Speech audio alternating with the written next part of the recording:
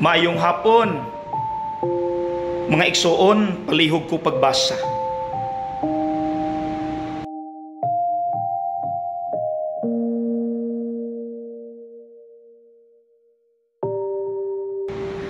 Nganong kalayo? Kay unsay ginahimo sa kalayo, mausab na ang ginahimo sa Espiritu Santo diri sa atong kinabuhi, kun kabalo palang unta ta. Darao, number 1. Ang kalayo makapakusgan. Ang yuta nga humok, inigagi ana sa kalayo, mahimo na siyang lig-on nga flower pot, kulon, banga. See? So mga igsuon, kung ikaw anaa sa kaluya, kabugnaw, walay gana, sangpita ang Espiritu Santo aron himuon kang kusgan, dasig, isog. Number 2, ang kalayo makapahumok.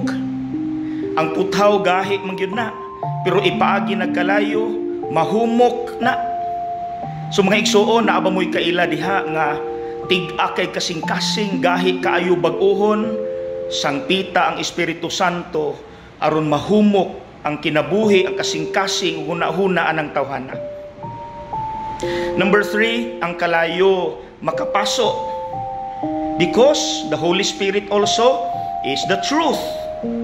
Kung mahadlok ta mubadlong sa atong isig katawo nga nasipyat, sangpit ta sa Espiritu Santo aron tagaan ta sa kusog ug kaisog nga mubadlong nga inigsuon sa atong kauban nga nasipyat. Number 4, ang kalayo makahatag og kahayag.